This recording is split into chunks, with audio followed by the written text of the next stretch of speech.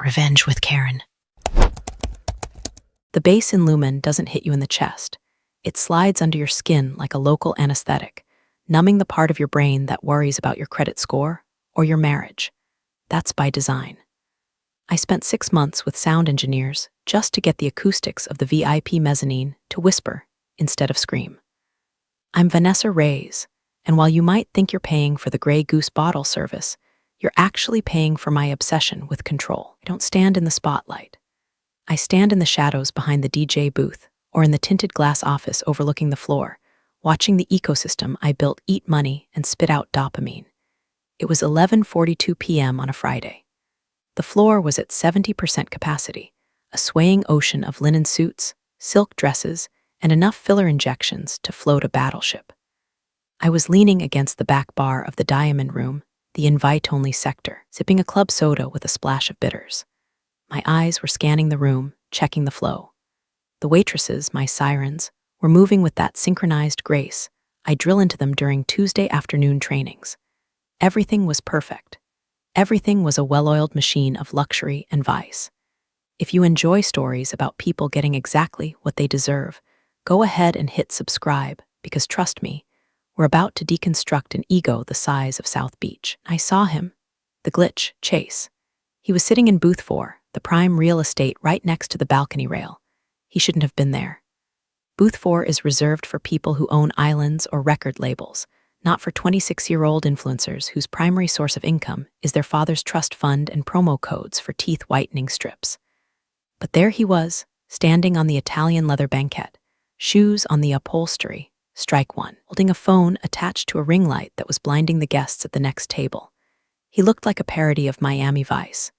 He was wearing sunglasses indoors, a shirt unbuttoned to his navel to show off a chest tattoo that I'm pretty sure was a lion wearing a crown, groundbreaking, and he was screaming. I couldn't hear the words over the deep house set, but I could read the body language. He was performing. He was gesturing wildly, pointing at the bottle girls, grabbing a passing server by the arm to pull her into his frame. I felt a muscle twitch under my left eye. "Jackson," I said into the comms piece discreetly tucked behind my ear. "Go for Jackson," the voice of my head of security crackled back. Jackson is 6'5" of calm, terrifying muscle.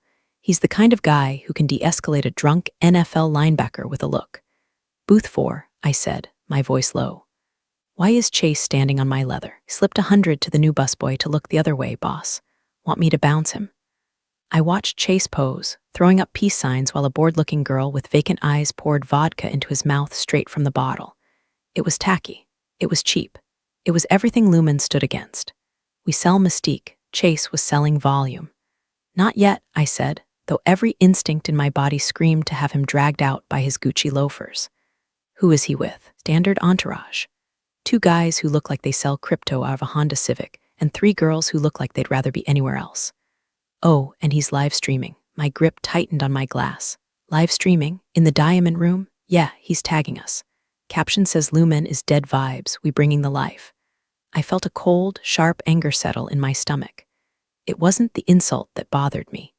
People call my club pretentious all the time. That's part of the brand. It was the violation of the contract. The Diamond Room has one rule, written in gold leaf on the entrance. What happens here stays in the dark. No photos, no videos. We have CEOs cheating on their wives, pop stars doing lines in the bathroom, and politicians making deals that would topple governments. They come here because I sell them invisibility. Chase wasn't just being annoying, he was threatening my product. I moved from the bar, sliding through the crowd like a shark in dark water. I needed to see this up close. I didn't approach him directly, that's rookie behavior. You don't confront a drunk narcissist when he has an audience, you give him rope. I circled around to the upper mezzanine, looking down at booth 4. From this angle, I could see his phone screen. He was reading comments. He wasn't even enjoying the night, he was just feeding the digital beast. Grabbed a bottle of Dom Perignon, vintage 2012, wasted on him, and shook it. "Don't do it," I whispered to myself.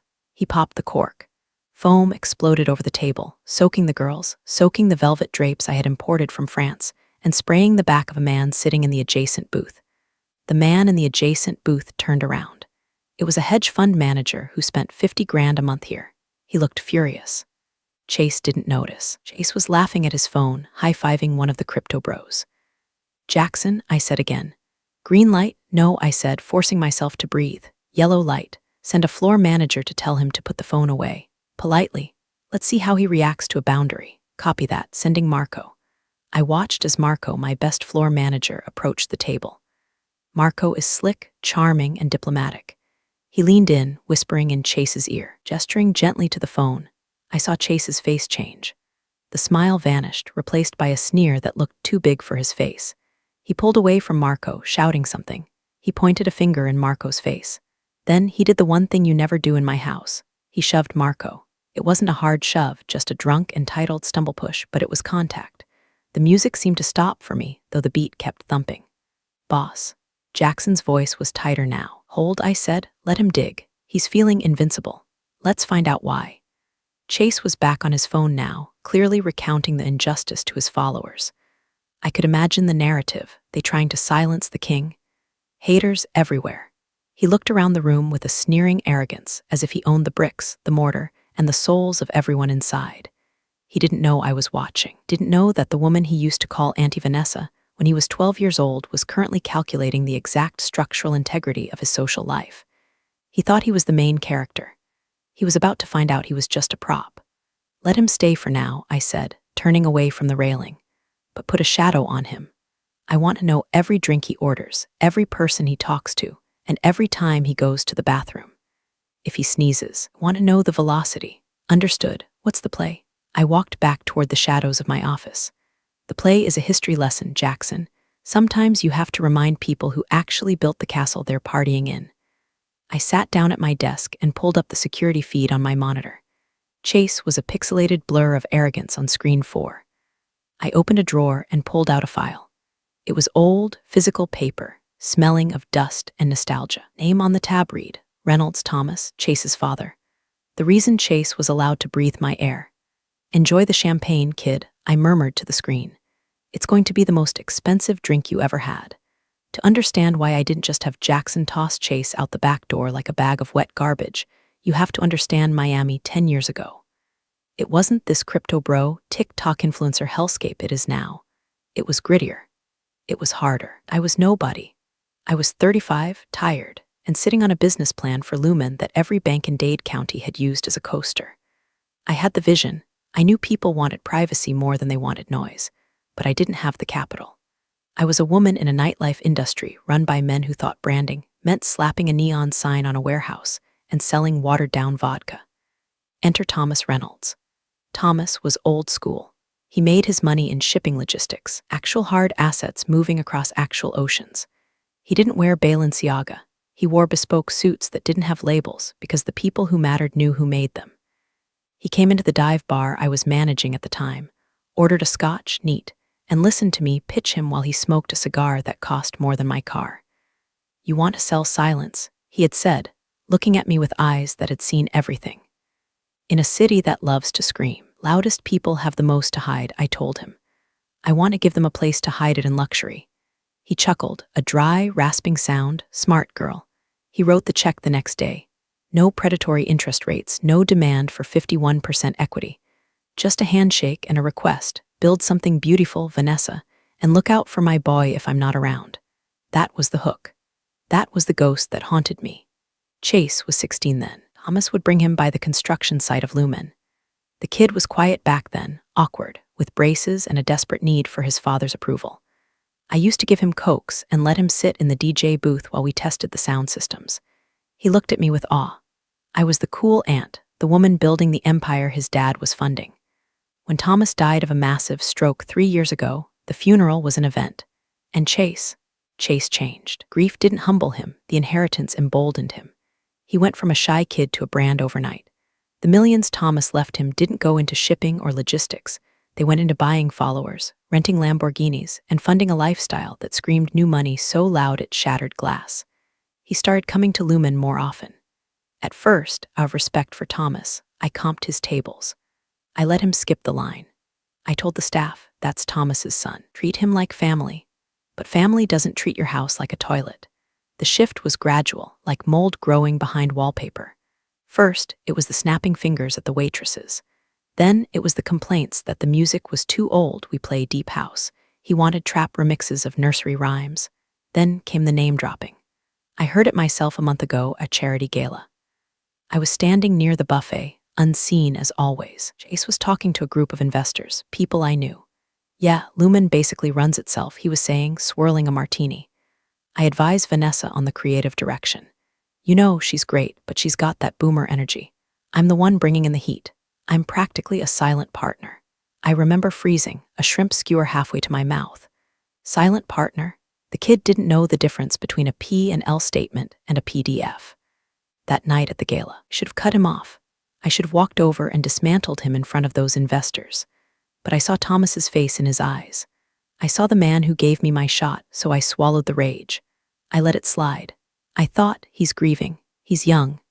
He'll grow out of it, but watching him tonight on the security monitor, shoving Marco, soaking my upholstery, treating my life's work like a backdrop for his vanity project. The debt was paid. Memory of Thomas Reynolds was a shield, but Chase had just hammered it until it cracked. I looked at the file on my desk. I picked up my phone and dialed my lawyer, Saul. It was midnight, but Saul doesn't sleep, he just bills. Vanessa? Saul's voice was gravelly.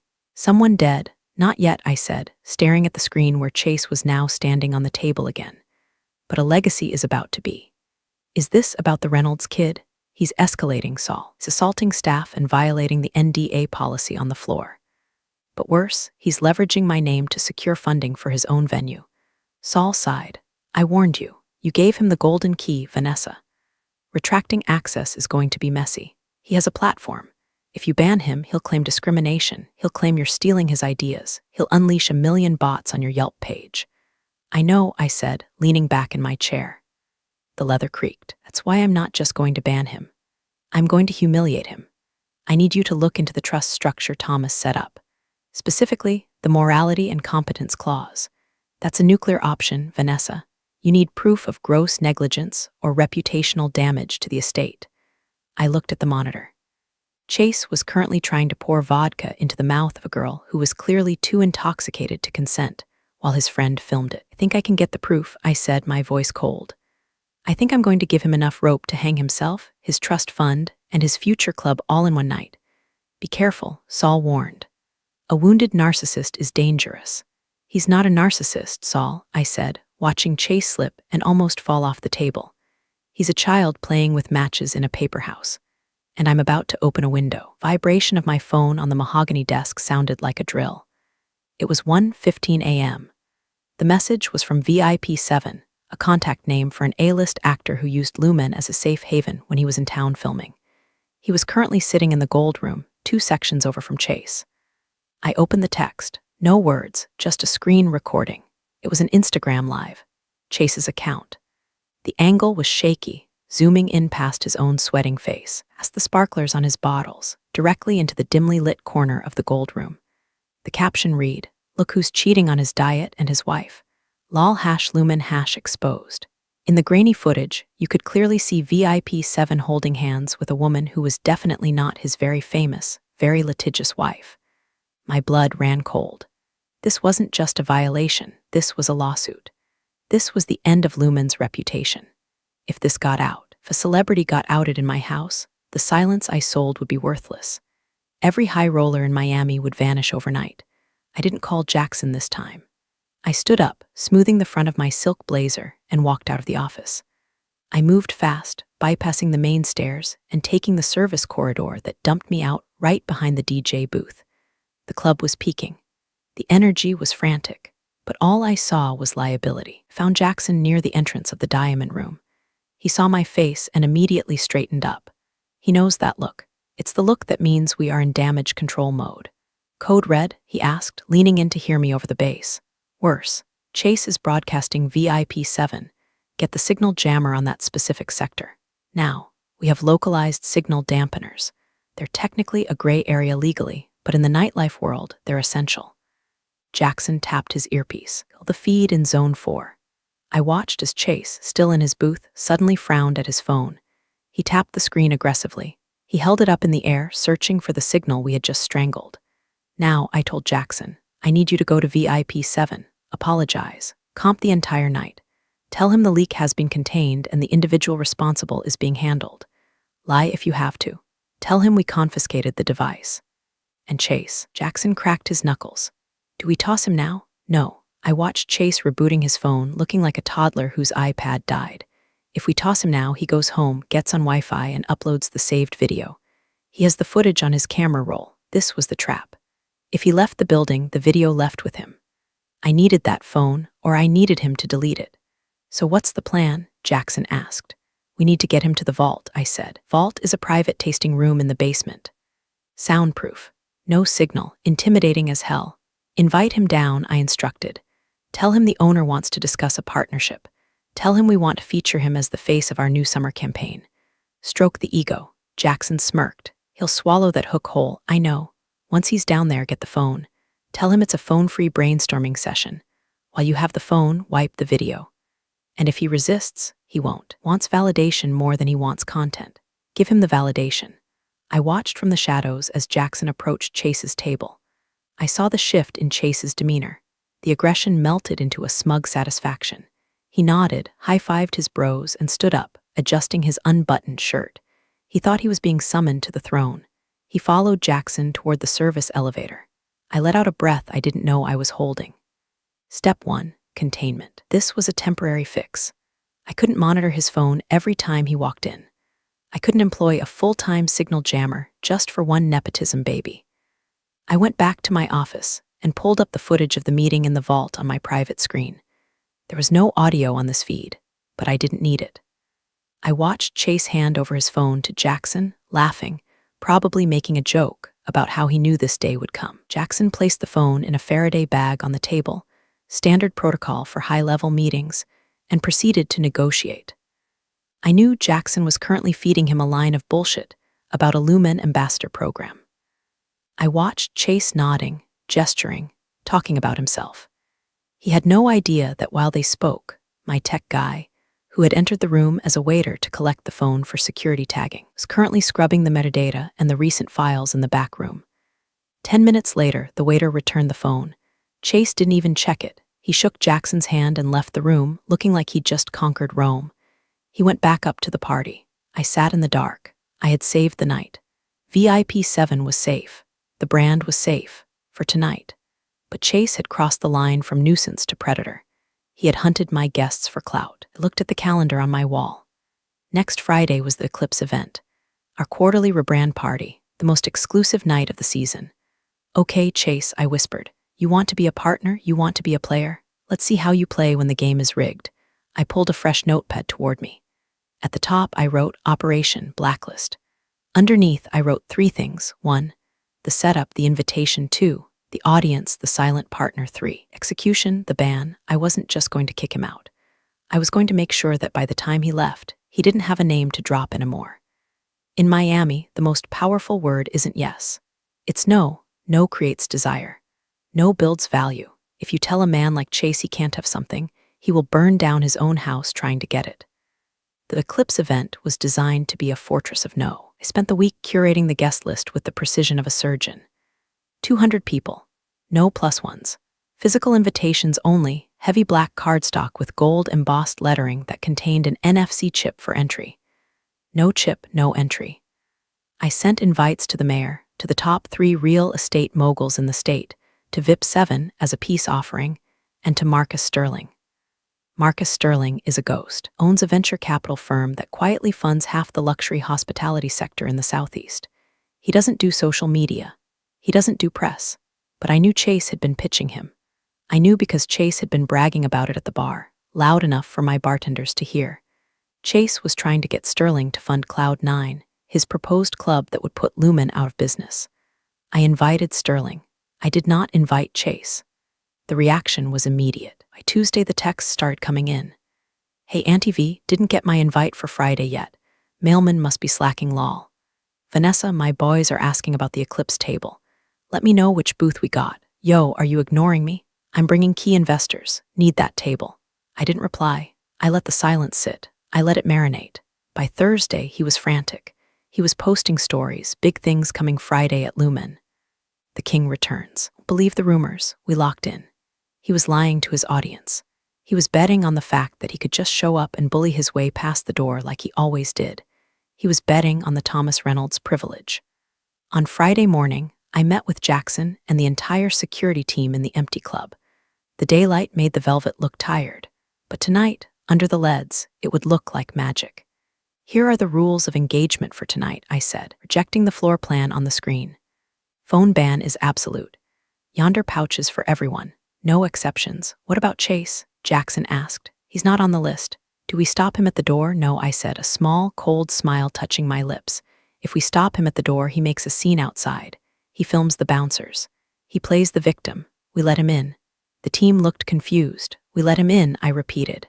"But we treat him like a ghost. No table, no comped bottles, no special handshake. He pays cover. He stands at the bar, and most importantly, we let him think he's winning until he isn't." I turned to the next slide. It was a photo of Marcus Sterling. "This man," I pointed, "is the target. He will be in the owner's box with me. Chase has been trying to get a meeting with him for months. When Chase sees him, he will try to approach. He will try to pitch. Do we intercept?"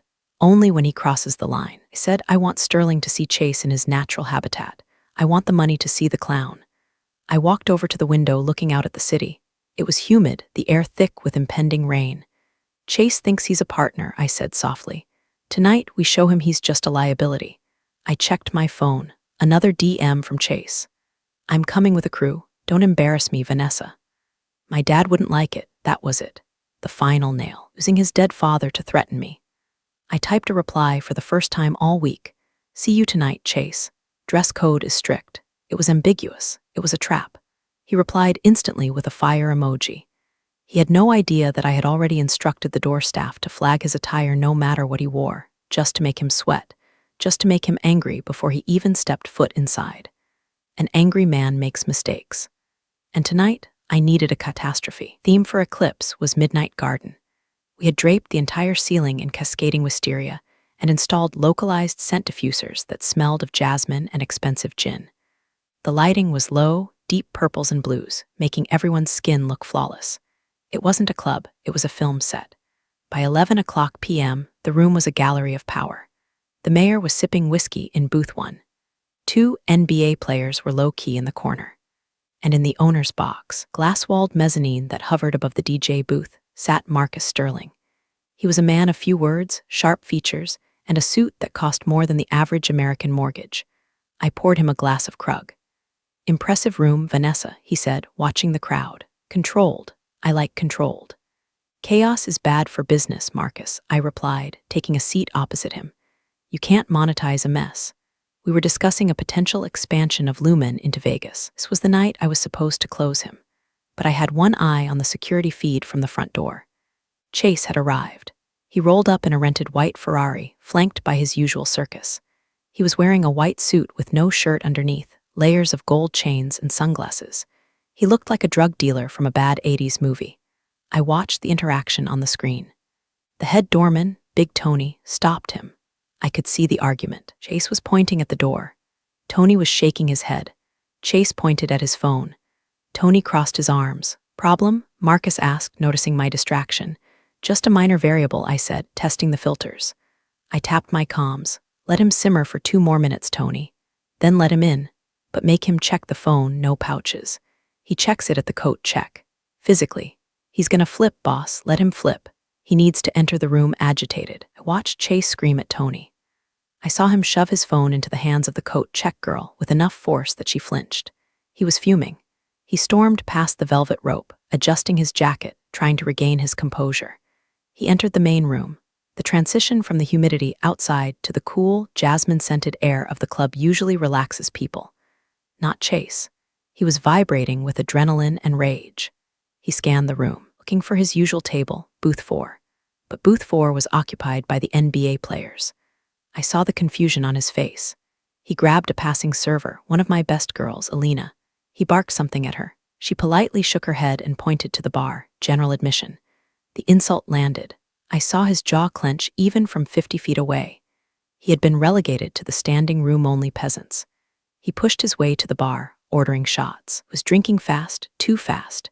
He was looking around, desperate for eyes on him, but without his phone, he couldn't perform for the internet. He had to perform for the room, and the room wasn't looking. Then he looked up. He saw the owner's box. He saw the glass, and he saw Marcus Sterling. I saw the recognition dawn on him. He grabbed his friend's arm and pointed. He smoothed his hair. He checked his reflection in a brass pillar. "Here we go," I murmured. "What?" Marcus asked. "Marcus," I said, leaning in. "There's someone who might try to say hello. The son of my former partner. He's enthusiastic. He has some ideas about a club he wants you to fund." Marcus raised an eyebrow. "The Cloud9 kid? I've seen the pitch deck. It was written in Comic Sans. That's him. He's about to try to crash the box. Shall I have security stop him?" "No," I said, my voice smooth as silk. "I want you to meet him. I want you to see exactly who you'd be in business with." Marcus looked at me, then down at Chase, who was now pushing his way toward the stairs that led to the VIP mezzanine. "You're up to something, Vanessa." "I'm just clarifying the market, Marcus." Chase reached the bottom of the stairs. The guard there, instructed by me, stepped aside. Chase ascended. He thought he was walking up the stairway to heaven. He was walking to the gallows. Door to the owner's box is heavy soundproof glass. When Chase pushed it open, the thumping bass of the club was instantly cut to a dull thud, replaced by the quiet hum of the air conditioning and the clink of crystal. He burst in like a grenade. "Vanessa," he shouted, throwing his arms out. "What is this? Why is my table taken? Do you know who I brought? I got the guys from." He stopped. He saw Marcus Sterling sitting on the velvet sofa, legs crossed, holding a flute of champagne. Chase's entire demeanor shifted. It was like watching a chameleon try to change colors on a strobe light. The rage mask fell, replaced by a greasy, desperate charm. "Oh wow," Chase said, stepping fully into the room uninvited. "Mr. Sterling, Marcus, wow, I didn't know you were. I'm Chase. Chase Reynolds." We emailed. He extended a hand. His palm was sweaty. I could see the sheen of it under the track lighting. Marcus didn't stand. He didn't smile. He looked at the hand, then looked at Chase's face. He took a slow sip of his drink. "I remember the email, Mr. Reynolds. It had a lot of exclamation points." Chase laughed, a loud, nervous bark. "Yeah, well, passion, right? That's what I bring. Passion, energy." He looked at me, his eyes narrowing slightly. "Unlike some people who like to keep things sleepy." He sat down. He sat down next to Marcus Sterling, uninvited, the vintage velvet sofa. He sat so close their knees almost touched. I didn't speak, I just watched. I swirled the ice in my glass, so Chase said, leaning in, invading Marcus's personal space. "What do you think of Lumen? Cute, right? A little dated. My dad built this place, you know, back when this style was cool. But Cloud9, bro, Cloud9 is gonna be the future. I'm talking NFTs on the walls, crypto payments only, metaverse integration." "Metaverse?" Marcus repeated, his voice flat. "Exactly. Vanessa here," Chase gestured to me with a thumb like I was a piece of furniture. "She doesn't get it. She's stuck in the 2010s. She thinks people want privacy. Bro, people want to be seen, they want to be famous." He reached for the bottle of Krug on the table. "My bottle." He poured himself a glass, spilling a little on the lacquer table. He didn't wipe it up. "Chase," I said, my voice quiet. "You're interrupting a meeting." Spun on me, the alcohol and the proximity to money emboldening him. "Oh, come on, Nessie. Don't be a buzzkill. I'm just talking business. You're always so uptight.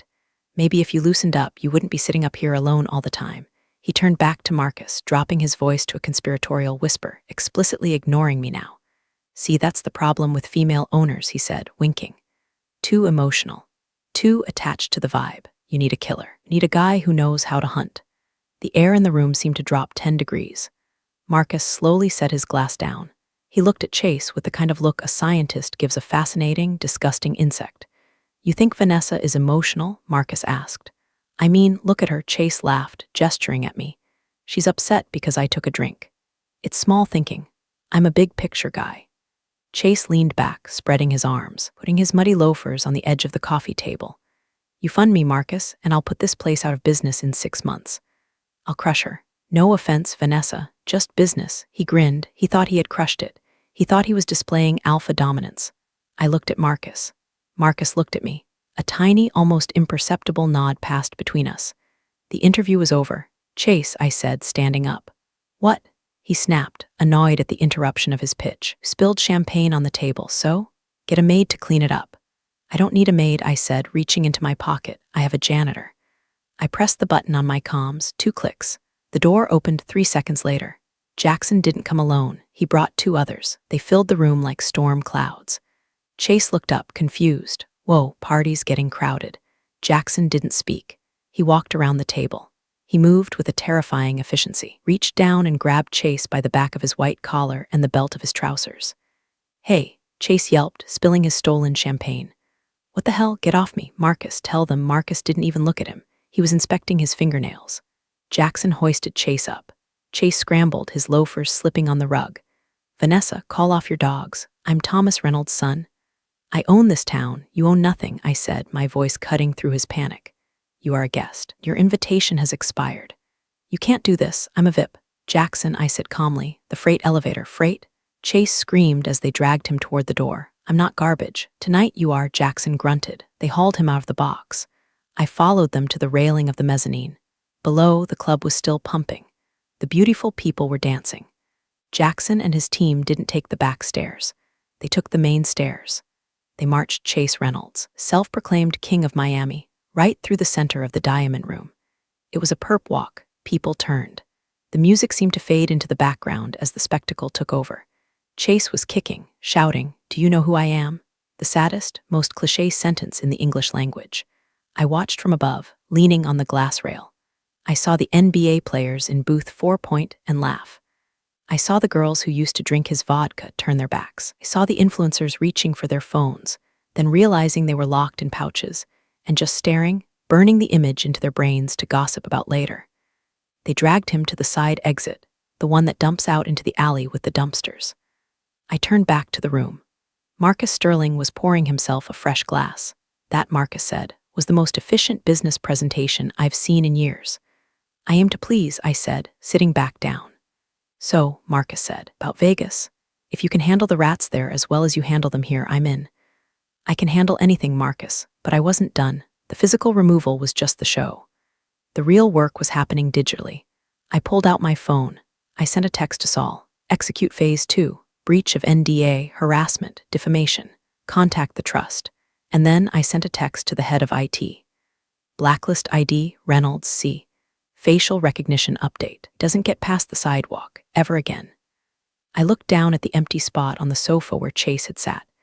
The wet stain of champagne was drying. "We'll need to roof-ulster that," I noted. "Small price," Marcus said, clinking his glass against mine. To the silence. To the silence, I agreed. The alley behind Lumen smells of ozone and stale beer. It's not glamorous. It's where the magic stops and reality begins. Chase was thrown, literally thrown, onto the asphalt. His white suit was ruined. He scrambled up, screaming at the steel door that had just slammed shut in his face. "You're dead, Vanessa. You're done." He ran to the front of the club, to the coat check window that opens to the street. "Give me my phone. Give me my damn phone." The girl handed it to him, looking terrified. He snatched it. His hands were shaking. "I'm gonna ruin her. I'm gonna burn it down. Watch this." He unlocked his phone. He went to Instagram. He hit live. Error. Account suspended. He blinked. He tapped it again. "Your account has been suspended for repeated violations of community guidelines and intellectual property reports." "What?" he whispered. He went to TikTok. Account locked. He went to Twitter. Suspended. He didn't know that for the last 3 hours, my legal team had been filing mass reports for every single unauthorized video he had taken inside Lumen over the last year. Every face he showed without consent, every copyrighted song in the background, every defamatory caption. We flooded the platforms. We triggered the bots. He was digitally erased. "No, no, no," he stammered, pacing on the sidewalk. The line of people waiting to get in, people who used to beg for his attention, were ignoring him.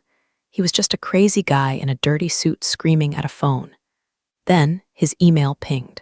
It wasn't a social media notification. It was a legal notice from the law offices of Saul Goodman and Asok. Acting for the Thomas Reynolds Estate Trust, subject. Notice of violation of morality clause / suspension of stipend. He froze. The email detailed, with timestamps and attached affidavits from my staff, instances of assault, the shove, substance abuse on premises, and gross reputational damage to the Reynolds legacy. Effective immediately. Monthly disbursement from the Reynolds Trust is suspended pending a competency hearing. Access to the Family Capital Fund is revoked. The tap was turned off. Chase stood there, the humidity curling his hair, the sweat stinging his eyes. The white Ferrari at the curb, it was a lease. The suit, put on a credit card he paid off with the trust allowance. He looked at the club. He could hear the bass thumping through the walls. He was outside, and for the first time in his life, there was no golden key to get him back in. The door opened. He looked up, hopeful. Big Tony stepped out. He held a small, laminated card. It was a photo of Chase from the security feed with a red band stamp across his face. Tony taped it to the podium where the bouncers stood. "Move along, kid," Tony said, his voice heavy with pity. "You're blocking the guests." Chase opened his mouth to scream, to threaten, to say something. But he looked at the line of people. Were laughing, not with him. At him. He turned and walked away. He didn't get in the Ferrari. He walked down the street into the dark, just another nobody in a city that eats nobodies for breakfast. 3 weeks later, the upholstery on the sofa in the owner's box had been replaced. The stain was gone. Lumen was quiet. It was a Tuesday afternoon, my favorite time. The cleaners were vacuuming the carpets, a rhythmic, soothing sound. The club smelled of lemon polish and potential. I sat at my desk, reviewing the P&L statement. The Vegas deal with Marcus Sterling was signed. Construction would begin in the fall. We were projecting a 200% ROI in the first year. Jackson knocked on the open door frame. "Package for you, boss." He handed me a thick envelope. It was hand-delivered, no postage. I recognized the handwriting. It was jagged, frantic. Chase. I felt a ghost of a pang in my chest. I remembered the 16-year-old boy drinking Coke in the DJ booth. I remembered the promise I made to Thomas. Look out for my boy. I had looked out for him. I had stopped him from destroying himself completely. I had stopped him from wasting the family fortune on a club that would have failed in a month. I had given him the greatest gift you can give a spoiled child: consequences. I didn't open the envelope, knew what was inside: an apology, a plea, a request to talk, maybe a threat. It didn't matter. Words are cheap. Actions are currency, and his account was overdrawn. "Burn it," I said, sliding the envelope back across the desk to Jackson. "Don't you want to read it?" "No," I said. "We don't look back, Jackson. We only look at the door." Jackson nodded, took the envelope, and left. I swiveled my chair to look at the monitors. The cameras cycled through the empty rooms. Main floor, the gold room, the diamond room, the vault. It was my kingdom. It was a fortress of silence in a noisy world. I opened the bottom drawer of my desk and pulled out a bottle of scotch, Thomas's brand. I poured 2 glasses, one for me, one for the empty chair opposite me. "I did it, Thomas," I whispered to the empty room. I saved the name. I kept the standard. I took a sip. It burned, warm and grounding. The phone on my desk buzzed. It was a text from Marcus. "Vegas blueprints are in. They want to know if we need a designated space for influencers." I smiled, a real smile. I typed back, "No, build higher walls, make the glass darker. We sell mystery. If they want to be seen, they can go to the circus." I hit send. I turned off the lights in the office. Below me, the staff was preparing for the night. The ice was being stocked. The lights were being tested. The bass was beginning to hum, heartbeat starting up again. The show goes on. The guest list is closed, and I am exactly where I belong, in the dark, in control. Places don't hand out justice memos, but somehow it always finds the right inbox. This story was proof that quiet moves beat loud egos every time. Thanks for listening. I'll see you next time.